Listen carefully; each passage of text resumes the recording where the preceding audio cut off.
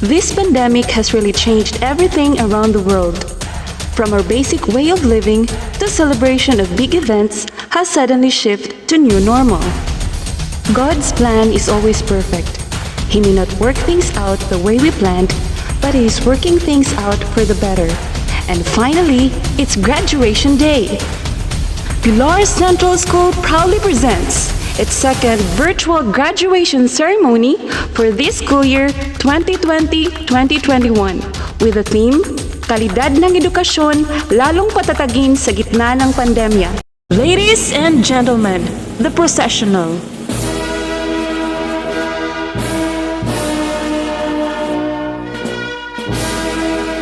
The Pilar Central School faculty and staff.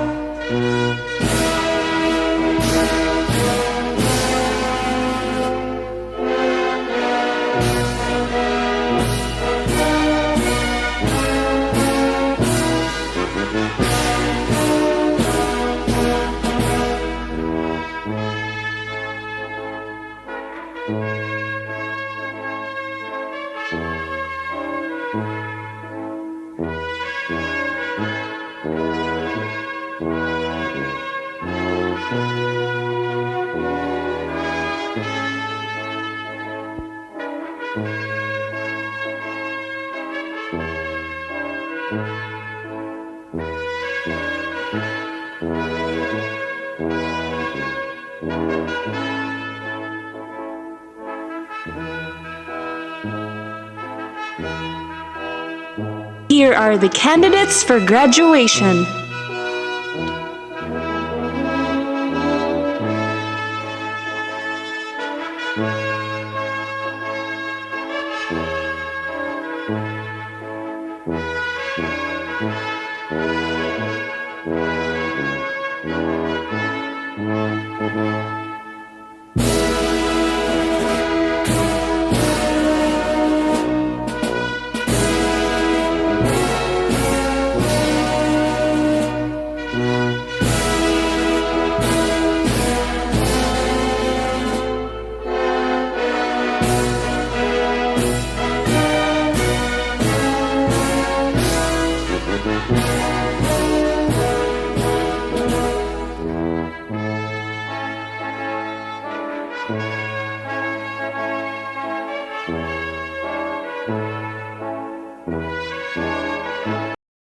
To begin with, may we all put ourselves in the spirit of patriotism as we listen our national anthem and Sugbuhim, played respectively, and a prayer for us to be blessed as we open another chapter of our lives.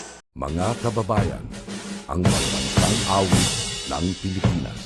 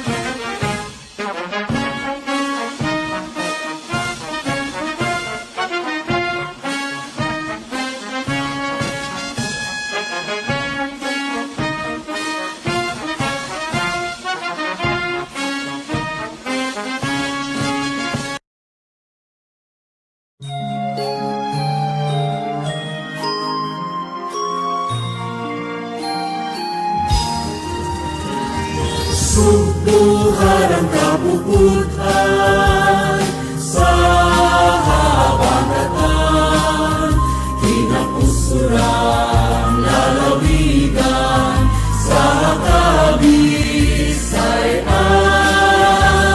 sa kaalam adunahan sa among gugmaot lumukan unay hala.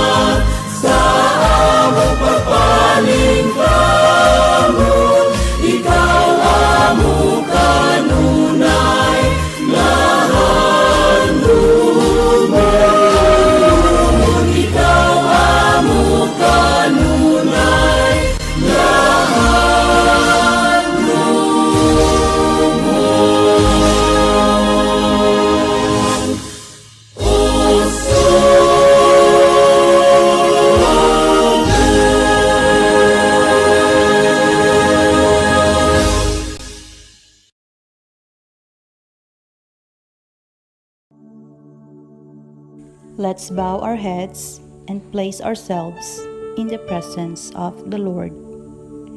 Dear Heavenly Father, we thank you for gathering all of us today in this important event.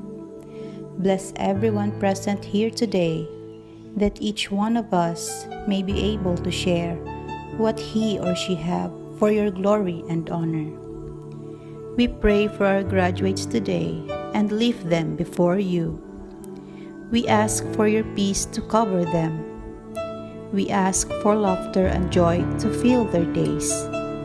We pray that you would give them boldness and courage to face challenges set before them with the confidence of peace that can only come from your Spirit. Be a lamp for their feet and a light to their path. Shine over them. Fill them with your Spirit.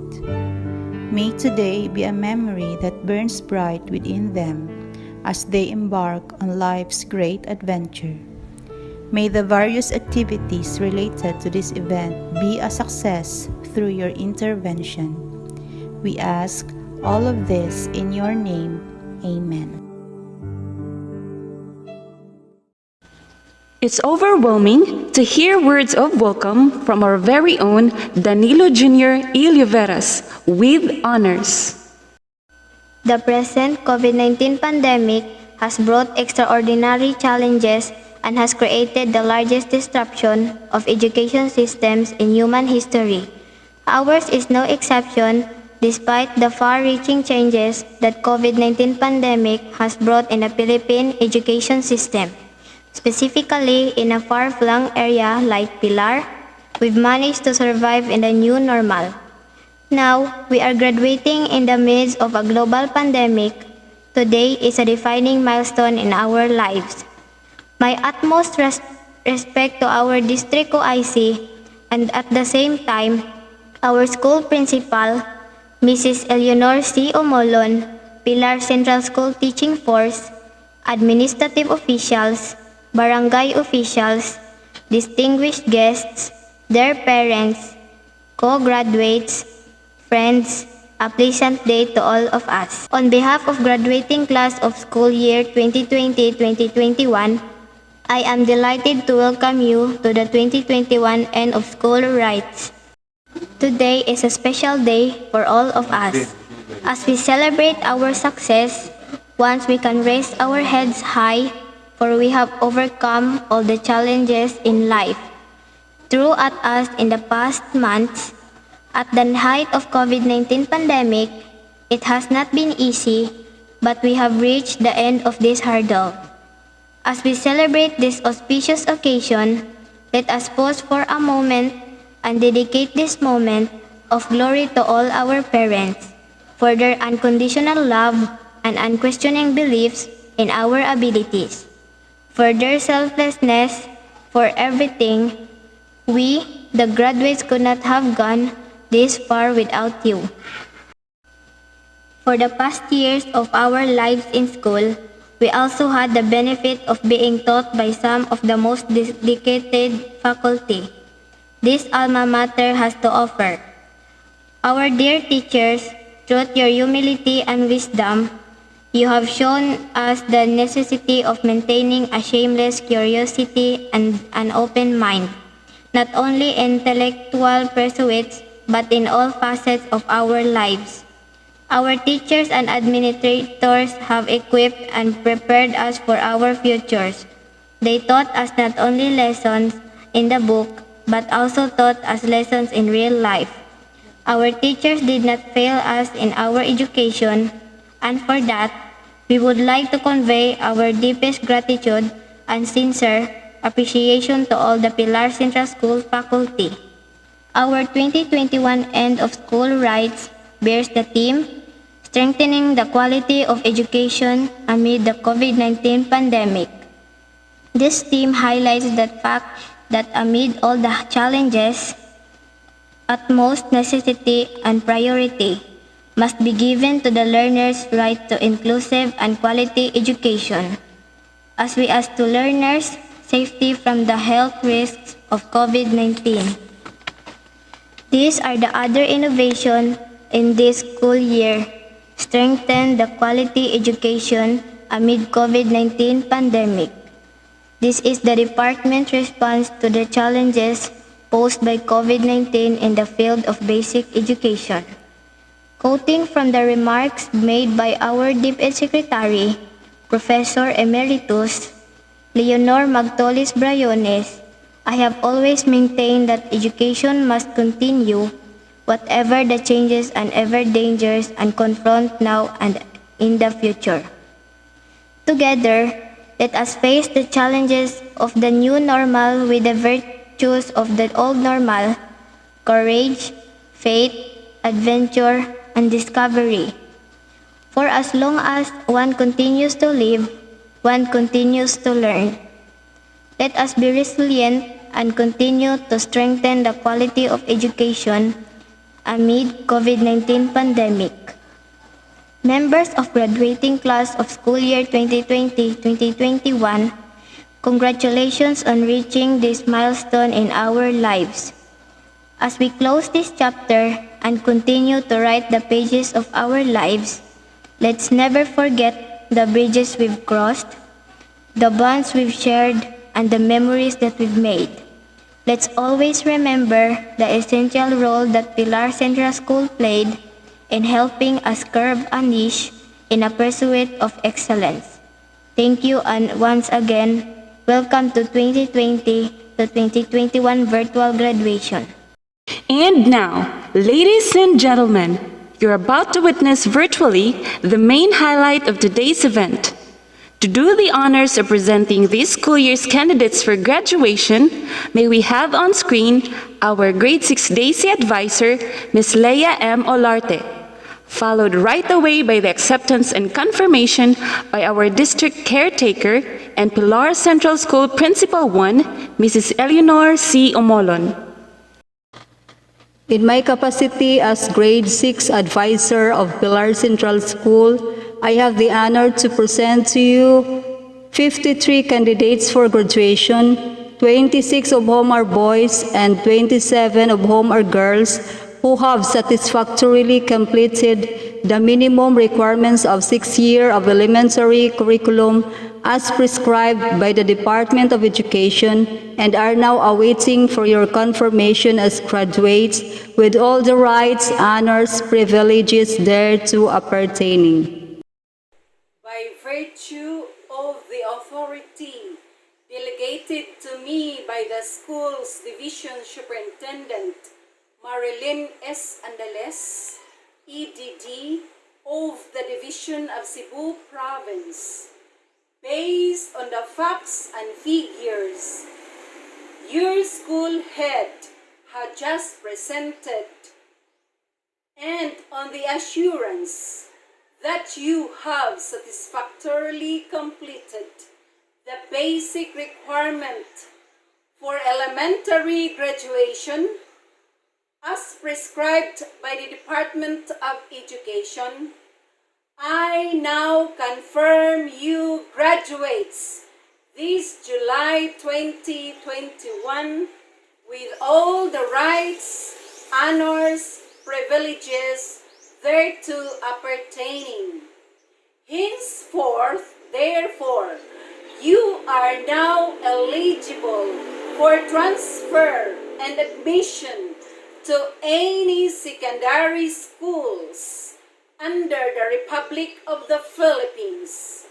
Should it be impossible for you to proceed to secondary education, I am turning you over to your parents or guardians so that you can be useful citizens of your community and to our country as well.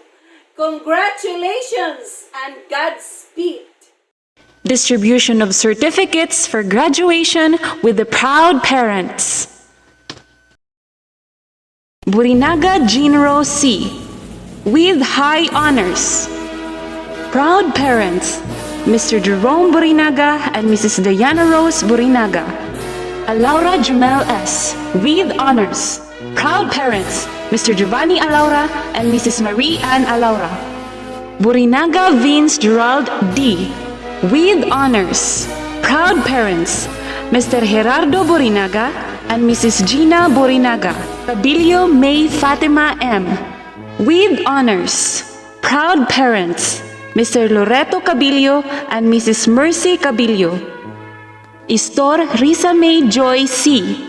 With honors, proud parents, Mr. Rami Istor and Mrs. Marisa Istor. Gonzaga LJS. With honors, proud parents, Mr. Jason Gonzaga and Mrs. Israela Isabel Gonzaga. Huyo Carmel Jomari S. With honors, proud parents, Mr. Jose Jr. E. Huyo and Miss Mary Rose S. Sotomayor. Liuveras Danilo E. With honors, proud parents, Mr. Danilo G. Liuveras and Mrs. Lenny E. Liuveras.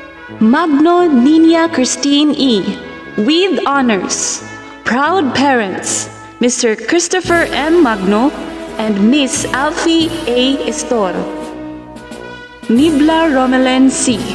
With honors, proud parents, Mr. Romy S. Nibla and Miss Jeline B. Cabilio. Puertes Claire E. With honors, proud parents, Mr. Jesse P. Puertes and Mrs. Fedeline E. Puertes. Reglamos Shen May M. With honors, proud parents, Mr. Rodrigo Reglamos and Mrs. Merlita Reglamos. Roa King Jazen James L. With honors, proud parents, Mr. Jason Roa and Mrs. Neriza Roa. Sabiliano John Derek R. With honors, proud parents, Mr. Ricky Sabiliano and Mrs. Daisy Sabiliano. Silao Mike Adrian P. With honors, proud parents, Mr. Michael O. Silao and Mrs. Philna S. Silao. Biray Christian Jake C. Proud parents, Mr. Jake Arnel Biray and Mrs. Rosedel Biray. Berizo Vince Luis M. Proud parents, Mr. Dominador Berizo Jr. and Mrs. Carissa Berizo. Cabigon Johan T. Proud parents, Mr. Lloyd B. Cabigon and Mrs. Daisy T. Cabigon. Cabilio Jericho G. Proud parents, Mr. Jerome B. Cabilio and Mrs. Lenny G. Cabilio. Cabilio Jr. Eduardo A. Proud parents, Mr. Eduardo Sr. B. Cabilio and Miss Eileen B. Agrabio. Kaya James Clyde B. Proud parents, Mr. Dominador Kaya and Mrs. Crisame Kaya. Dayot Bob Stephen S. Proud parents, Mr. Bobet D. Dayot and Mrs. Surani S. Dayot. Gikali Joshua T. Proud parents, Mr. Jason Gikali and Mrs. Analo Gikali. Marcelino Joshua M. Proud parents, Mr. Willie Marcelino and Mrs. Eileen Marcelino. Marumas Michael Angelo P. Proud parents, Mr. Efren E. Marumas and Mrs. Cynthia P. Marumas. Mayuni John Lemmer G. Proud parents, Mr. Romel Mayuni and Mrs. Liza Mayuni. Kimat David Zairo A. Proud parent, Miss Gemma Kimat. Kinyo Jess Matthew B. Proud parents, Mr. Gilbis Kinyo and Mrs. Juji Kinyo. Ramada Jacob E. Proud parents, Mr. Ronald Ramada and Miss Eliza Impap. Ritor James Kirk B. Proud parents, Mr. James Roy Ritor and Mrs. R. Ritor. Salazar Jr. Alvin B. Proud parents, Mr. Alvin Salazar and Mrs. Lizelle Salazar. Salazar Jason G. Proud parents, Mr. Josephine Salazar and Mrs. Helen Salazar. Silao Lawrence.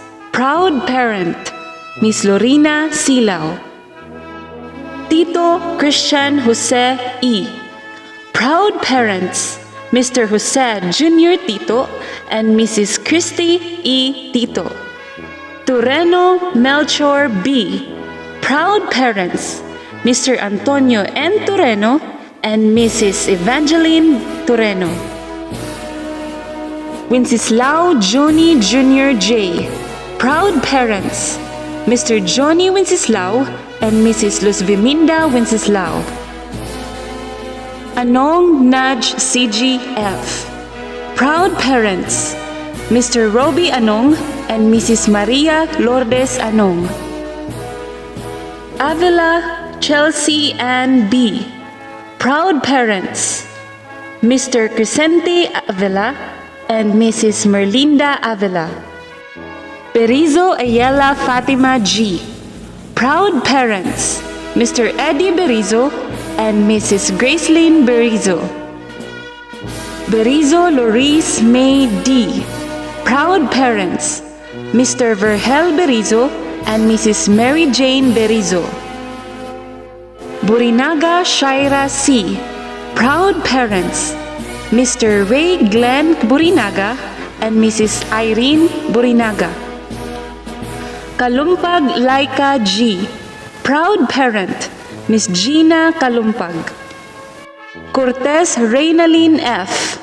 Proud parent, Miss Annalie Cortez.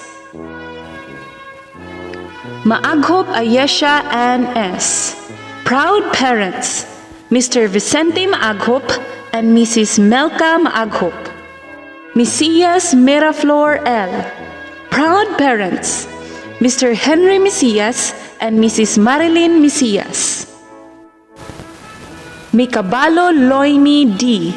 Proud parents, Mr. Cesar Mikabalo and Miss Merlin Berizo. Obeda Maria Nina O. Proud parents, Mr. Ray Obeda and Miss Nelisa Austria. Obeda Nika A. Proud parents, Miss Lizelle Obeda.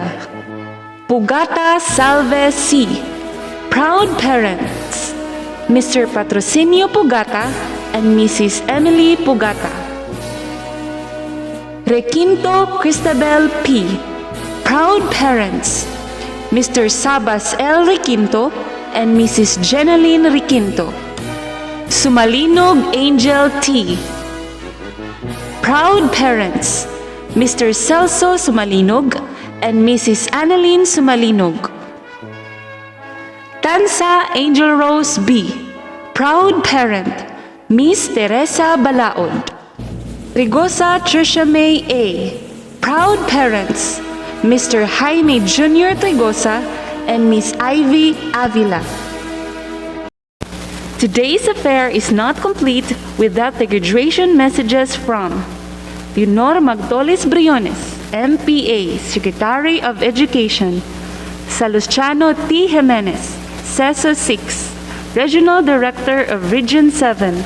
Marilyn S. Andales, Eddie CESO 5, Schools Division Superintendent.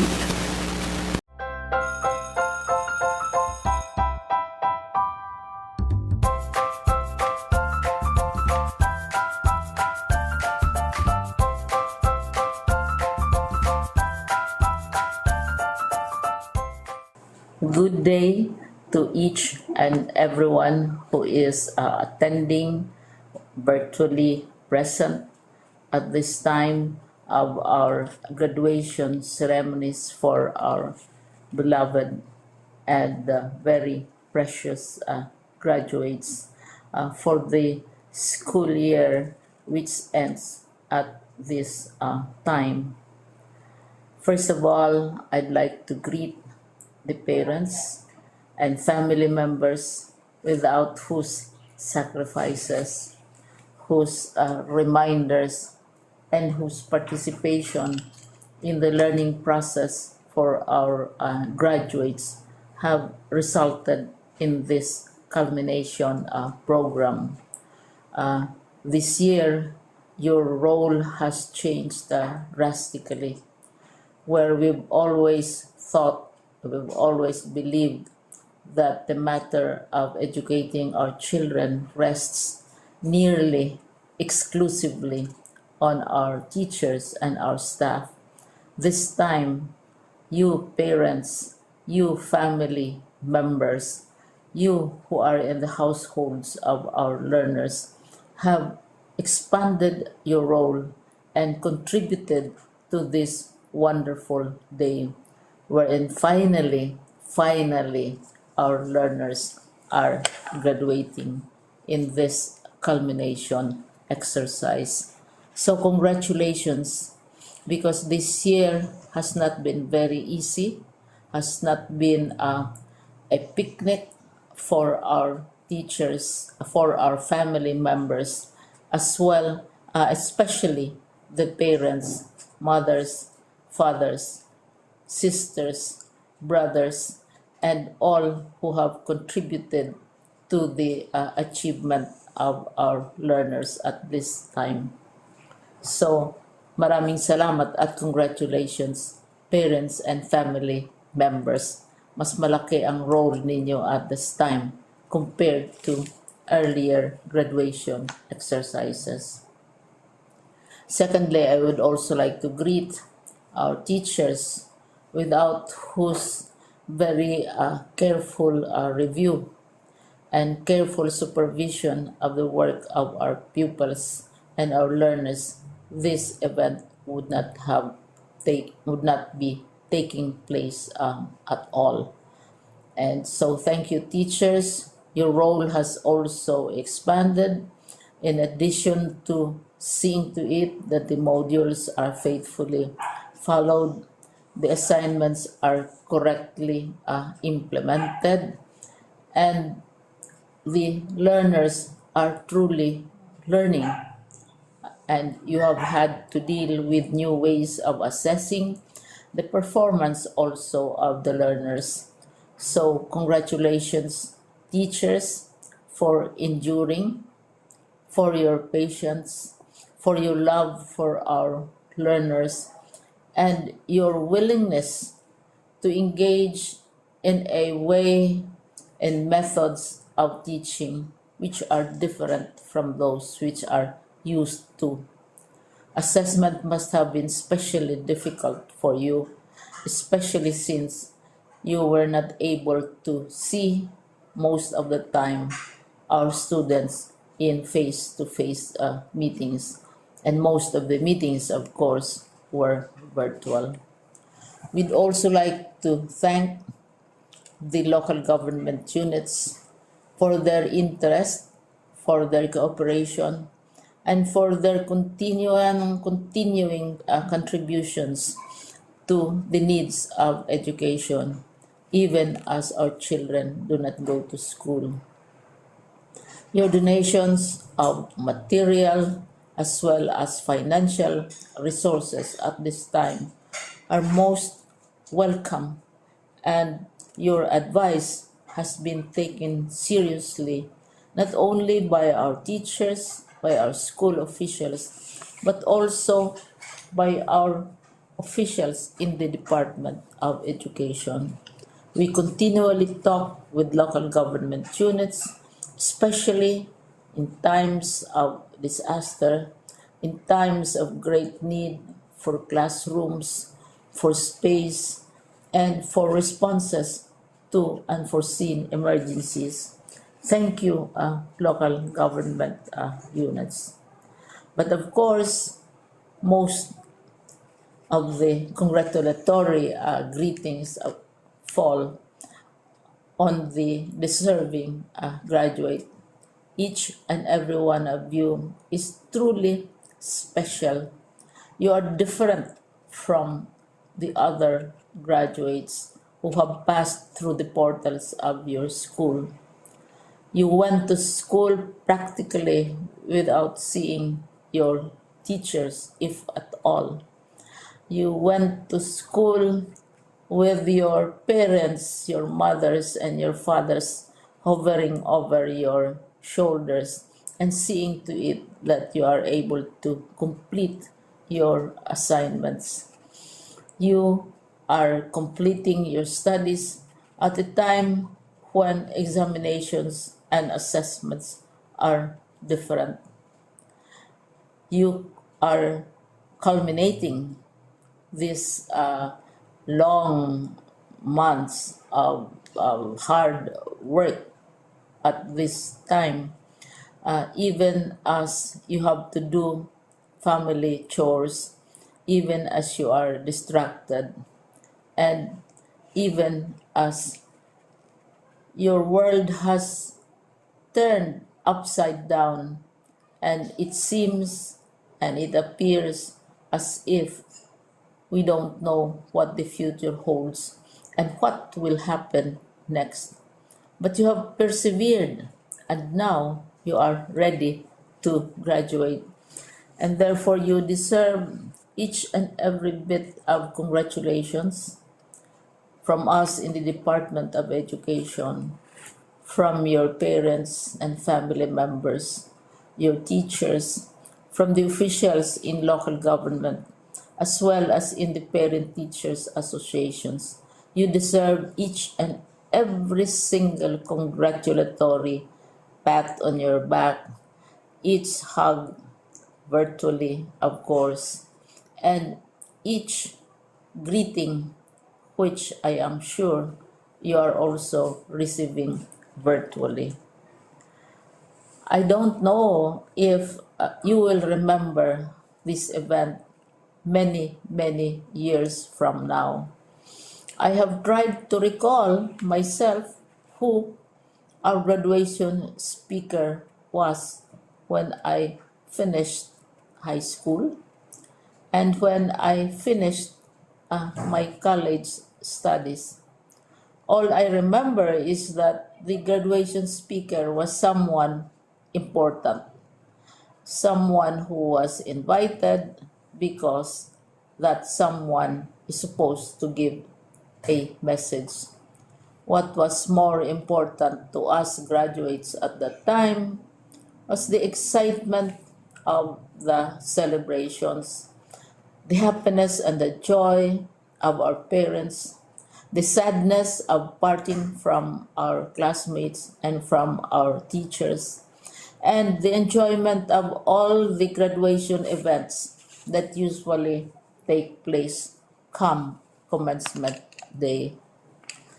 When I was a college student, we had a series of events which were designed to embed in our minds, which were designed to help us remember and not forget our days in college. We would spend one whole day going around the campus, visiting the classrooms, saying goodbye to our teachers, and sharing memories.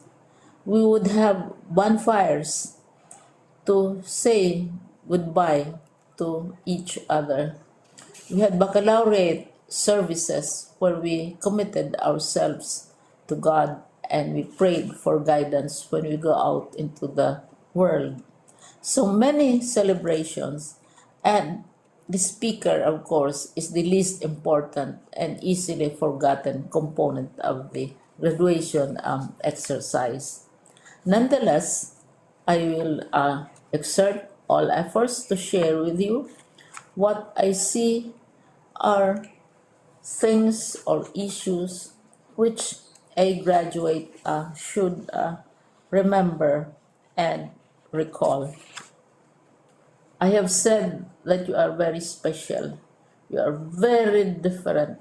You are pioneering. There has been no other class like your class. There has been no other graduate like you as a graduating student because you are the very first graduate of the blended learning response to education in the Philippines. And so you ask yourself, what awaits you in the world outside. You can either work because the kind of curriculum you survived and underwent as a student will enable you to go to work if you wish to go to work. Some of you will proceed to further studies, and this would be a wonderful thing because there are many opportunities for further expanding your knowledge, for further answering and looking for explanations of issues, events that make you curious, especially in science, in technology, and also in the arts. So you can work, you can go to further studies, and perhaps some of you will settle down, hopefully not too soon, so you can pursue what you really want to do. So today, this is why we call this exercise a commencement exercise. It's not the end of our studies. It's not the end of all our efforts with blended learning, with modules, with floods, with earthquakes, and of course with COVID. It's a commencement of doors opening to you. More doors will be opened because you are a graduate. You can work, you can proceed for further studies, you can help your parents, and you can perhaps look for opportunities to do what you have always wanted to do, whether at work, whether at advanced studies, whether at learning more in science and technology, in mathematics, and in the arts. All of these opportunities are available to you. More doors are being opened. I hope you will select the door which arouses your curiosity, the door which will help you know more about this world, and the door which will allow you to contribute to the development of our country and contribute whatever we can to solve our problems and our challenges. Congratulations once more to each and every one of you. Congratulations to you, parents and family members. Congratulations to you, teachers. When I was chair of the board of Silliman University, each time we had graduation ceremonies, during the baccalaureate and during commencement itself, I would cry. I would cry because you are sending out into the world a new batch of graduates, and we want to be sure that what is awaiting them is appropriate. We want to be sure that they are ready for what awaits them when they select which door to open. And so we tell you, go out to the world, do whatever you want to do. God be with you, and be assured that all of us love each and every one of you. Congratulations.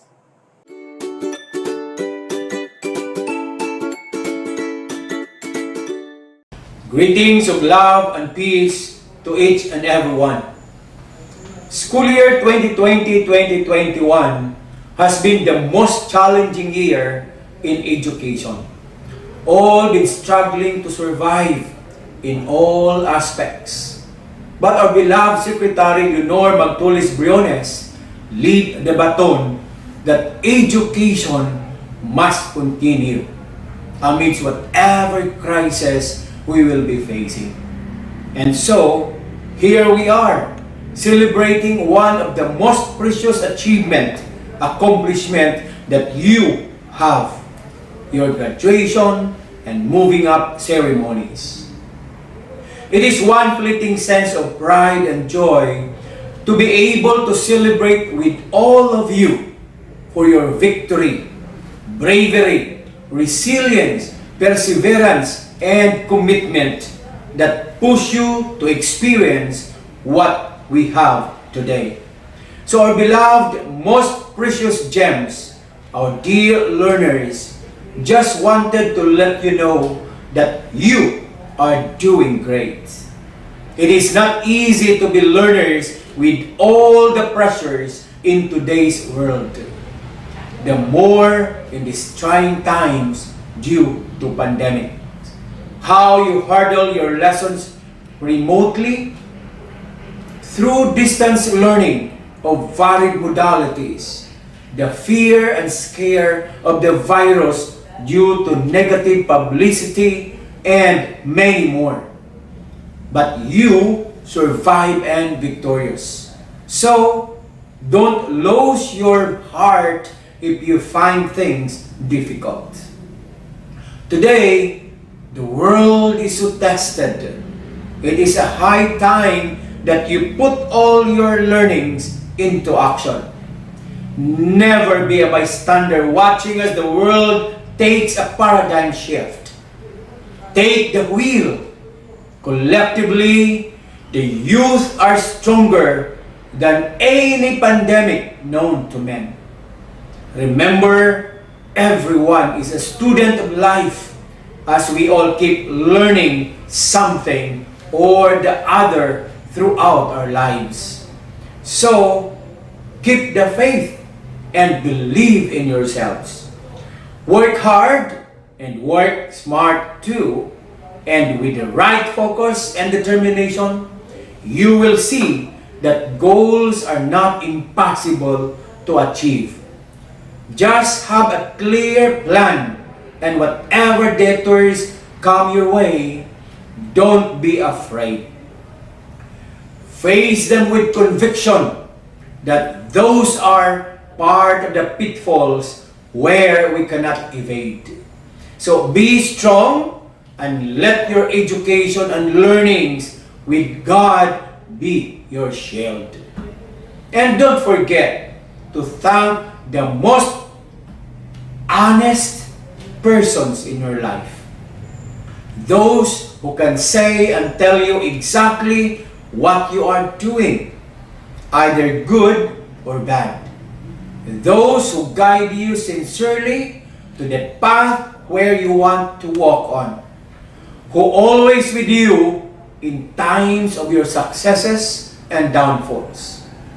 They are your parents, teachers, relatives, and best friend. So learners, congratulations, you hit the mark on your timeline. To all the parents and guardians out there, your contribution towards the realization of the once dreams of your children is so great. Sustain it, and you will see and harvest the fruits of it sooner than later. So thank you for partnering with DepEd through your children's education. So to all of you, congratulations. To the school, I know how you struggle also, especially that the world was shocked of what happened and nobody was prepared. There were so many hows and whys, but you are able to navigate it until reaching its destination. So whatever is the experience and hardships, what is more important is the outcome of what you have done. That's why my salute to you. To our teachers, school heads, supervisors, and non-teaching personnel, you did a great job, worthy of emulation. I am proud of you. To the SDOs, I am so happy of what your division accomplished for school year 2020-2021. Your efforts doesn't go to vain. Now it comes into fruition. So to all, kudos. To everyone, always have the smile in you. See miracles in life every day, and you will be filled with positivity in thoughts and actions. Congratulations once again. Keep safe and God bless everyone.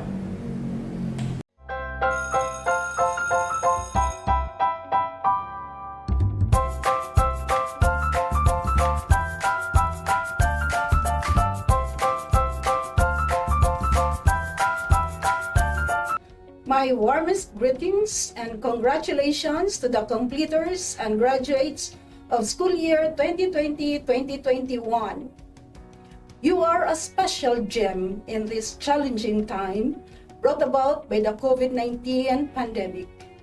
You surpassed the test of time by being flexible in embracing the different learning modalities just to acquire the necessary knowledge, skills, and attitude, which apparently prepare you to be globally competitive and productive citizens. Indeed, we are a living witness to the undying support of your parents, relatives, and friends who stood by you to provide you with the needed moral, emotional, and financial support. To you, our beloved administrators and teachers, I am expressing my deepest appreciation for your resilience at this historic time. You stand out amid crisis. Your dedication and commitment to public service is worthy of emulation by the next generation of leaders and educators. Remain focused and be more innovative and sturdier as you face the more challenging situations ahead. My dear learners, now that you are ready to take on another journey next school year, continue embracing life's challenges with passion, dedication, and hard work. Pursue your dreams and contribute meaningfully to nation building as you climb the ladder of success. Again, congratulations, Godspeed.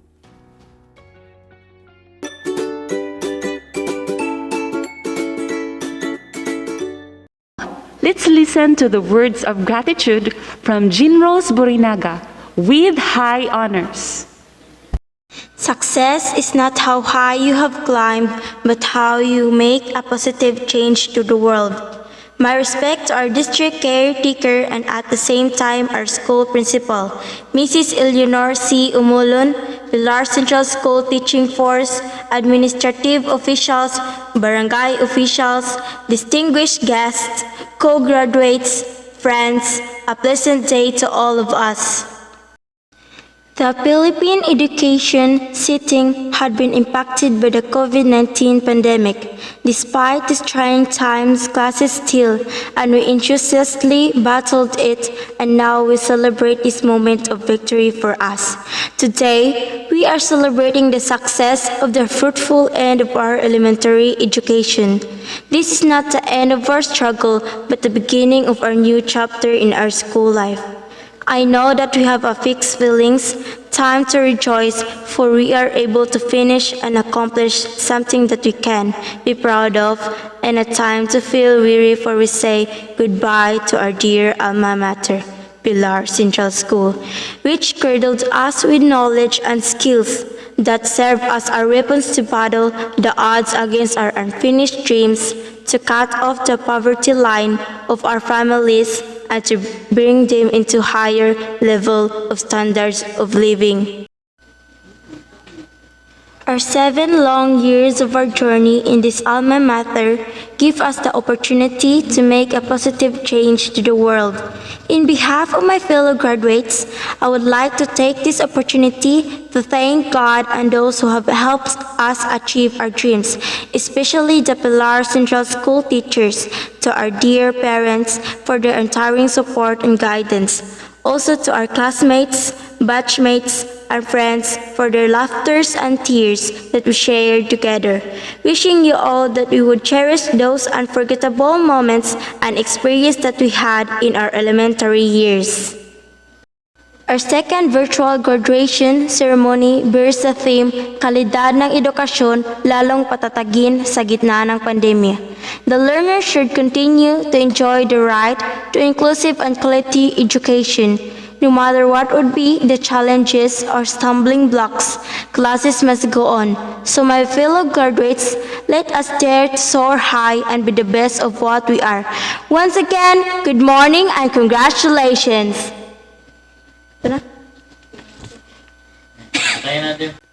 Next is the Pledge of Loyalty to be delivered by Vince Gerald Borinaga with honors. Raise your right hand and repeat after me. I state your name, Vince Gerald D. Borinaga, do solemnly swear that I will uphold the honor of my alma mater, the Pilar Central School, and I promise to uphold and maintain the sublime virtues of loyalty, honesty, fairness, love, and service, which are transmitted to me, and to go faithfully about my duties with industry, perseverance, and honesty as my guide throughout my life, for the betterment of oneself, for the welfare of my parents, and to be of service to my community and country. So help me God. At this juncture, shall we watch the graduates through a video presentation of their graduation song?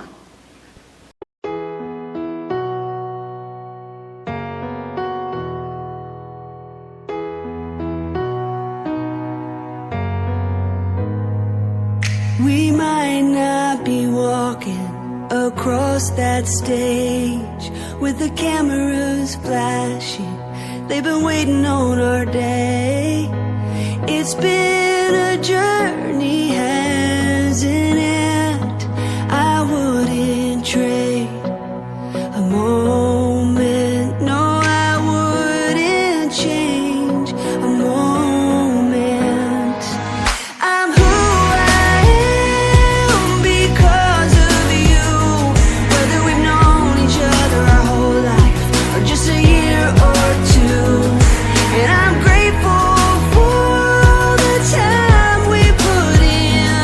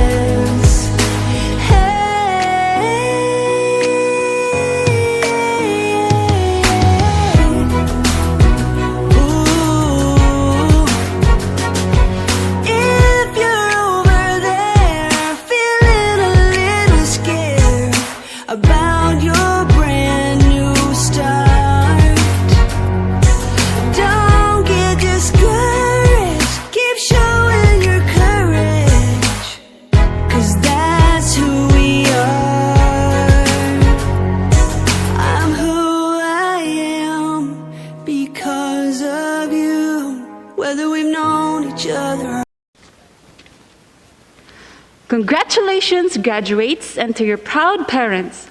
Go forth, grow, and be successful. Before we end this virtual ceremony, let us listen to the acknowledgement to be given to us by Ms. Leia M. Olarte. Good morning to all of us. Our sincerest thanks and gratitude to the PTA, General and Homeroom, municipal and barangay officials, parents of the graduates, teachers, and to all who in one way or the other have extended their time, efforts, and money to make this second virtual graduation ceremony of Pilar Central School successful and worth remembering. To God be the glory. Thank you very much, and God bless us all.